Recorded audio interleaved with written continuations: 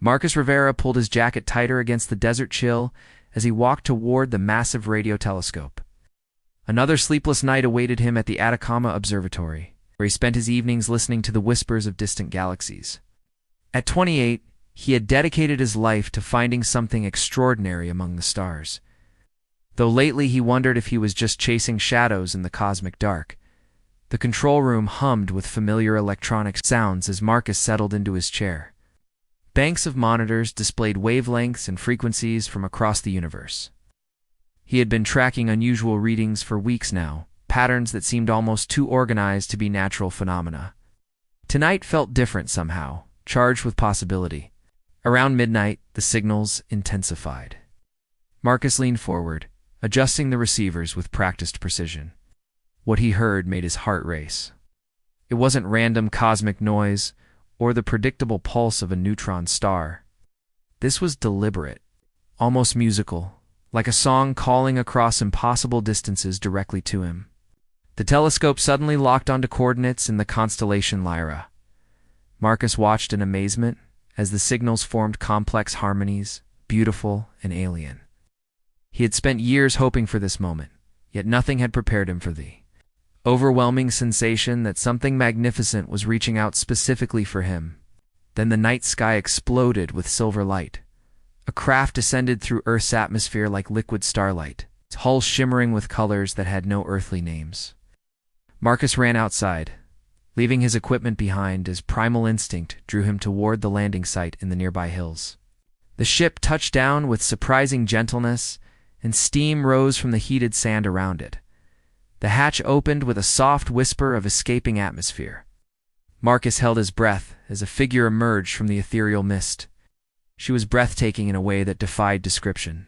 Her skin held the pale luminescence of moonlight, while her hair flowed like liquid mercury threaded with stardust. Her eyes contained depths that reminded him of nebulae he had observed through his telescope. Vast and mysterious. She approached, him with fluid grace, her movements suggesting she was accustomed to lighter gravity. When their eyes met, Marcus felt something shift inside his chest, as if a missing piece of himself had suddenly clicked into place. The sensation was both thrilling and terrifying. "I am Princess Zara of the Andorian Celestial Empire," she said, her voice carrying the music of solar winds. "I have traveled across the galaxy following signals that led me to you, Marcus Rivera."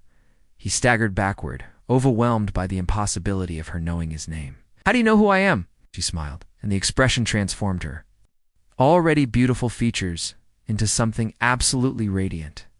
"Because you have been calling to me through the cosmic web for years. Your loneliness, your searching, your dreams of finding something beyond this world. I felt every transmission you sent into space, every hope you placed among the stars." As she spoke, Marcus realized that his years of solitary work hadn't been meaningless. Somehow, his dedication to listening for life beyond Earth had created a connection with this extraordinary being. The signals he had been tracking weren't random after all. They were her responses to his unconscious calls across the void. "Why me?" he whispered, still struggling to accept the reality of her presence. Princess Zara stepped closer, close enough that he could feel the warmth radiating from her luminous skin. "Because among all the voices calling out from Earth, yours was the one that sang to my soul." Forbidden touch. Princess Zara moved closer to Marcus, her presence filling the space between them with an energy that made the air itself seem alive.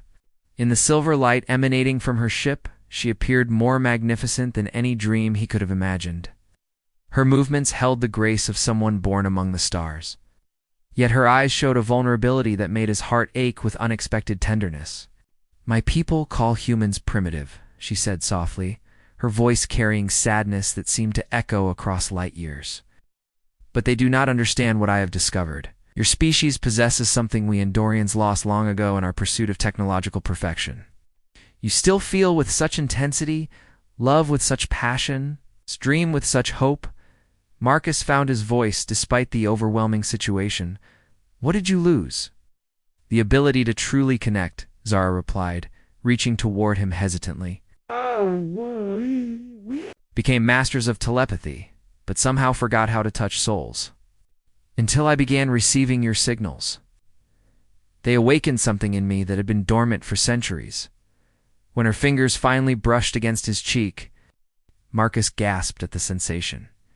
It wasn't simply physical contact. Through her touch, he could feel her thoughts, her emotions, her memories of lonely nights on distant worlds while searching for the source of his transmissions. The connection was intimate beyond anything he had ever experienced. "This is forbidden by the laws of my empire," she whispered, yet she didn't pull away. "Andorian royalty cannot form bonds with other species. My brother Prince Chiron leads the faction that believes humans are nothing more than cosmic accidents, unworthy of our attention." Marcus covered her hand with his own, marveling at how perfectly they fit together, despite coming from different worlds. "Then why did you come?" "Because I could not ignore what my heart knew to be true," Zara answered, her luminous eyes showing depths of feeling that took his breath away. "You are my destined companion, Marcus. I have seen it in the sacred visions of our oracles." Our souls recognized each other across impossible distances. As she spoke, images flowed between them through their connection. Marcus saw glimpses of her world, crystal cities floating among purple clouds, twin suns setting over vast crystalline oceans, beings of light dancing through gardens of singing flowers. But in every vision, he sensed her isolation, her longing for something her advanced civilization could not provide. "I renounced my claim to the throne to come here," she continued, her admission carrying the weight of enormous sacrifice. "My people consider me a traitor to our bloodline, but I would rather be exiled among humans than spend eternity ruling a kingdom where I could never feel truly alive." The magnitude of what she had given up for him left Marcus speechless. A princess had abandoned everything she knew, traveled across the galaxy, and risked the wrath of her own family because she believed they belonged together. "I'm just an astronomer," he said, struggling with feelings of inadequacy. "I spend my nights alone listening to radio waves. What could I possibly offer someone like you?"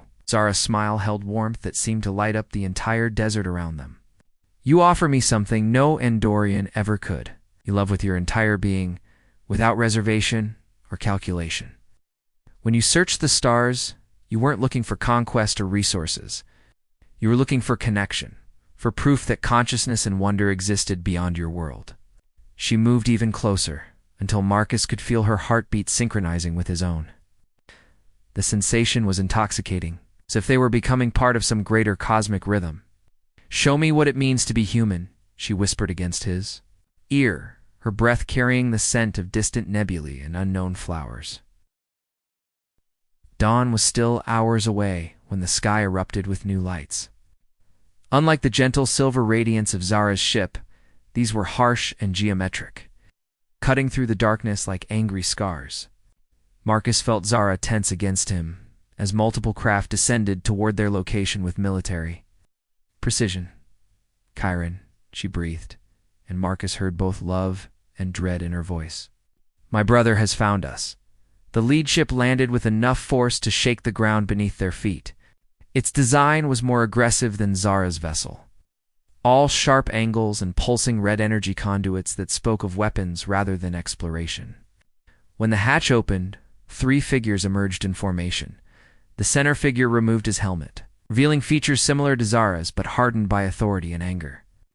Prince Chiron possessed the same luminous skin and star-filled eyes, but where Zara radiated warmth, he projected cold command. His 2 companions remained armored, their weapons visible but not yet raised. "Sister," Chiron said, his voice carrying across the desert with telepathic amplification, "you will end this madness and return home immediately. The Celestial Council grows impatient with your rebellion." Marcus stepped protectively in front of Zara. Though he knew his human strength was nothing compared to their advanced capabilities, "She doesn't want to go back." Chiron's gaze fixed on him with the intensity of a supernova. "The primitive speaks." How amusing, he turned to Zara. "This creature has clearly influenced your judgment with whatever crude emotional manipulations humans employ. You forget yourself, princess. You forget your duties."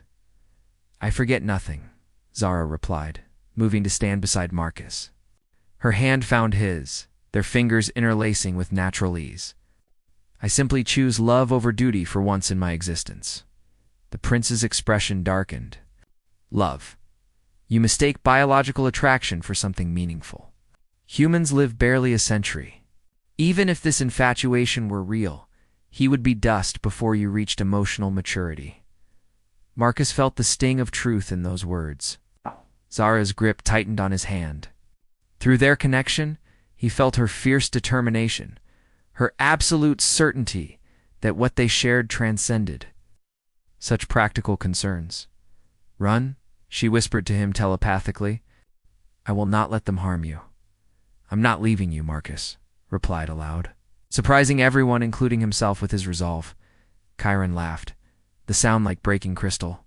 Brave words from someone who doesn't comprehend what he faces. "Guards, retrieve my sister. Dispose of the human." The armored figures raised their weapons, energy building along crystalline barrels. Marcus had no plan, no weapon, nothing but his determination to protect the woman who had crossed the galaxy for him. As the guards took aim, did the only thing he could think of. He kissed Zara the moment their lips met. Something extraordinary happened. The telepathic connection between them amplified, creating a feedback loop that resonated across multiple dimensions. Light erupted from their joined forms. Not the harsh glare of weapons, but the warm radiance of binary stars orbiting each. Other in perfect harmony, the energy discharge overloaded the guards' equipment and sent them stumbling backward. Even Chiron raised his arms to shield his eyes from the blazing display of their combined essence. When the light faded, Marcus and Zara stood unchanged, but somehow more themselves than before. The desert around them showed scorch marks in perfect circular patterns, as if reality itself had been temporarily rewritten by the intensity of their bond. "Impossible," Chiron whispered, genuine shock replacing his earlier arrogance. "No human should be able to channel Andorian life force." Zara smiled triumphantly. "Perhaps you should reconsider your assumptions about human potential." "Brother." Marcus felt different, more aware of the cosmic currents flowing around him. Through Zara's gift, he could sense the vast network of consciousness that connected all living beings across the universe. He was no longer just an astronomer listening to distant signals. He had become part of the conversation between worlds. "This changes nothing," Chiron declared, though uncertainty had crept into his voice. "You will both come with me. The council will decide what to do with this anomaly." "No," Marcus said firmly, surprising himself with his newfound confidence. "We make our own choices." Heart of two worlds, the standoff stretched across the pre-dawn desert like a scene from an impossible dream. Marcus could feel the weight of Prince Chiron's stare, measuring him with the cold calculation of someone accustomed to making decisions that affected entire star systems. The two royal guards had recovered from the energy surge, their weapons once again trained on the couple. But there was hesitation now where before there had been certainty. "You speak of choices," Chiron said to Marcus, his tone carrying millennia of royal authority, "but you understand nothing of what your choices cost. Zara is not simply my sister. She is the heir to knowledge that spans galactic cycles. Her bloodline carries genetic memories of civilizations that rose and fell before your sun ignited." Marcus felt the tremor of doubt that ran through Zara at her brother's words, but also her fierce resolve. Through their deepened bond, he experienced flashes of her memories, vast libraries of living crystal, ceremonies where she had communed with the collective consciousness of her people, responsibilities that stretched across parsecs of space. "I know what I'm asking of her," Marcus replied, his voice steadier than he felt, "and I know what she's giving up. But love isn't about deserving someone. It's about being willing to become worthy of them." "Worthy." Chiron laughed, but there was less mockery in it now. "You are a single human on a small world at the edge of an unremarkable galaxy. In cosmic terms, your entire civilization is younger than some of our individual lifespans. But we dream," Marcus said, stepping forward despite the weapons aimed at him. "We reach for things beyond our grasp. We hope for tomorrow even when today seems impossible. Isn't that why Zara came here? Because we still believe in things your people have forgotten how to feel." Zara moved to his side, her luminescence brightening with emotion. "Marcus speaks truth, brother. Our empire has achieved everything it set out to accomplish. We have conquered death, mastered space, gained knowledge of the universe's deepest secrets. but we have lost wonder. We have lost the ability to be surprised by beauty. Childish romanticism, Chiron snapped, but Marcus caught the flicker of something else in his expression. Longing, perhaps? Or loss? When did you last feel joy? Zara pressed her telepathic abilities, allowing her to read the currents of her brother's thoughts. When did you last discover something that made your heart race with excitement? When did you last love someone so completely that you would sacrifice everything for their happiness? The prince fell silent, his internal struggle visible in the way his luminous features shifted between anger and sorrow. Around them, the desert began to show the first hints of approaching dawn. Painting the eastern horizon with subtle shades of gold, "The council will not accept this union," Chiron said finally, his voice carrying exhaustion that seemed to span centuries. "If you choose to remain here, you will be considered dead to our people. You will never return home." "This is my home now," Zara replied, her hand finding Marcus's with instinctive certainty. "Home is where your heart recognizes itself." Marcus felt the magnitude of her choice in every fiber of his being. A princess was choosing exile for love of a human astronomer who had spent most of his life hanged alone with radio telescopes and distant stars. The responsibility was overwhelming.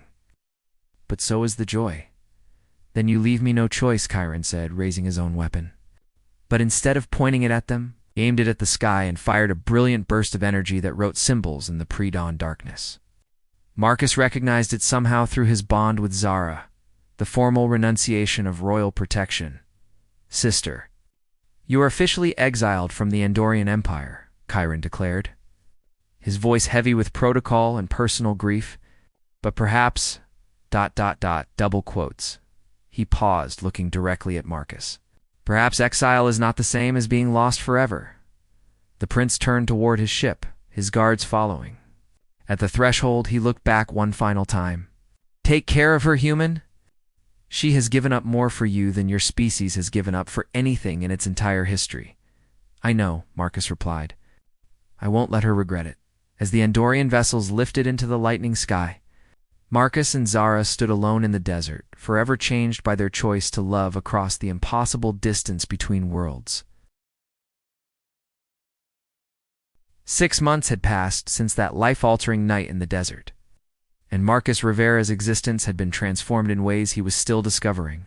The old observatory had become their secret sanctuary, a place where human curiosity and Andorian wisdom merged into something entirely new. Zara had used her advanced knowledge to upgrade his equipment far beyond Earth's current capabilities, turning his simple radio telescope into a window onto civilizations across the galaxy. They lived quietly, carefully maintaining the appearance that Marcus continued his solitary research while Zara remained hidden from a world not yet ready to learn. But their isolation was filled with wonder. Every night brought new discoveries as Zara shared the cosmic knowledge of her people, while Marcus showed her the uniquely human perspective that had drawn her across the stars. "The Kepler system is singing tonight," Zara said. Her consciousness merged with the enhanced telescope array. She had learned to interface directly with the equipment, her telepathic abilities allowing her to perceive electromagnetic signatures as if they were music. 3 worlds in harmony, all supporting life. Marcus watched her work with admiration that had only grown deeper over time. Her exile had not diminished her magnificence. If anything, choosing love had made her radiate with even greater beauty. Her luminous skin had taken on warmer tones during her time on Earth, as if absorbing something essential from her contact with human emotion. "What kind of life?" he asked, settling beside her at the control station they had built together. "Aquatic civilizations. They compose symphonies with bioluminescent coral reefs that span entire continents." Her eyes opened, revealing the star-filled depths that still took his breath away. "Would you like to hear their music?" Marcus nodded, and Zara adjusted the receivers. Through the speakers came something impossible, the actual songs of an alien ocean, translated by her gifts into frequencies human ears could appreciate. The melodies were hauntingly beautiful, complex harmonies that spoke of intelligence vast and ancient, yet utterly different from anything Earth had produced. "Sometimes I wonder if I'm dreaming," Marcus murmured, pulling her closer. "A year ago, I was convinced I would spend my entire life alone, "You were never alone," Zara replied, her hand tracing patterns on his chest that seemed to follow the rhythm of distant pulsars. "Your signals were reaching civilizations you cannot imagine." The Vorthon Collective has been listening to Earth's radio transmissions for decades. The crystal minds of Arcturus debate your television programs as if they were philosophical treatises. The idea that his lonely work had been part of a galactic conversation filled Marcus with awe. Through Zara, he had learned that Earth was already known to dozens of spacefaring civilizations, most of which were simply waiting for humanity to mature enough for formal contact. "And what do they think of us?" he asked. Zara smiled, the expression holding depths of affection that made his heart race even after all these months. "They think you are magnificent. Chaotic and unpredictable and absolutely alive in ways that older civilizations envy. My brother was wrong about humans being primitive. You are young, which is something entirely different." Their conversation was interrupted by a familiar harmonic pattern from the communication array. Marcus recognized it immediately, the same sequence that had led to their first meeting, but now modulated differently. Chiron, Zara breathed, her expression mixing hope with concern. The message was brief, but significant.